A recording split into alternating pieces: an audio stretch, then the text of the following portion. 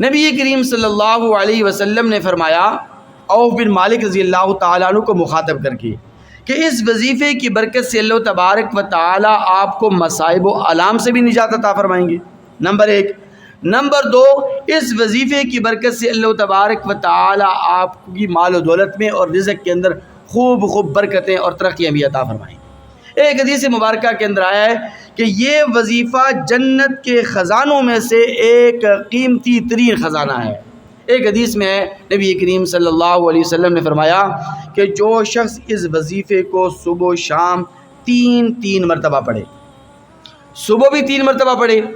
شام کو بھی 3 مرتبہ پڑھے، تو اللہ تبارک و تعالیٰ اس دن 24 گھنٹے میں اس کو 99 بیماریوں سے محفوظ اور معمون فرما دیں۔ 99 بیماریاں، 99۔ اب آپ اندازہ لگائیں کہ وظیفہ مختصراً ہے اور انتہائی آسان بھی ہے، سہل ترین بھی ہے، اور پڑھنا بھی صرف 3 دفعہ ہے، تو اس کی برکت آپ دیکھیے کہ اللہ تبارک و تعالیٰ اس دن، ایک دن کے اندر اللہ تبارک و تعالیٰ 99 بیماریوں سے محفوظ و معمون فرما دیں گے۔ ان 99 بیماریوں میں سے سب سے کم تر بیماری یہ ہے کہ اللہ تبارک و تعالیٰ اس دن آپ کو ہر قسم کے رنج، غم اور فکر سے آزادی اور خلاصی نصیب فرما دیں۔ کوئی فکر، کوئی غم آپ کو لائق نہیں ہوگا۔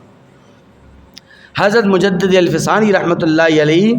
اس وظیفے کے متعلق اپنے متعلقین کو یہ تاکید فرمایا کرتے تھے، اور معارف القرآن میں مفتی اعظم پاکستان مفتی محمد شفیع رحمۃ اللہ علیہ نے لکھا ہے کہ مجدد الفسانی رحمۃ اللہ علیہ اپنے متعلقین کو، اپنے معتقدین کو،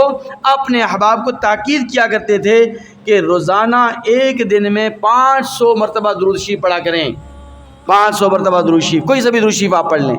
نماز والا درود شریف پڑھیں یا وہ مستند درود شریف جو حدیث مبارکہ کے اندر آئے ان کو آپ پڑھیں۔ 500 مرتبہ اس کا معمول بنائیں، اور 500 مرتبہ اس وظیفے کو پڑھیں جس کی تفصیل میں نے آپ کے سامنے عرض کی ہے۔ یہ مجدد الفسانی رحمۃ اللہ علیہ کا بتلایا ہوا وظیفہ ہے، اور وہ وظیفہ کیا ہے؟ لا حول ولا قوت الا باللہ۔ انتہائی آسان ترین ہے اور مجرب ترین بھی ہے،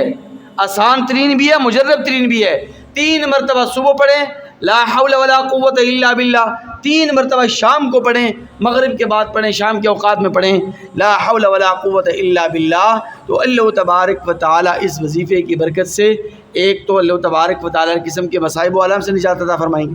دوسرا یہ کہ اللہ تعالیٰ رزق کے اندر، اولاد کے اندر خوب برکتیں عطا فرمائیں گے، تیسرا جو فائدہ وہ یہ کہ اللہ تبارک و تعالیٰ اس دن 99 بیماریوں سے آپ کی حفاظت فرما دیں گے، اور سب سے کم تر بیماری ہے کہ اللہ تعالیٰ ہر قسم کے رنج سے، غم سے، مصائب و آلام سے نجات عطا فرما دیں گے۔ اللہ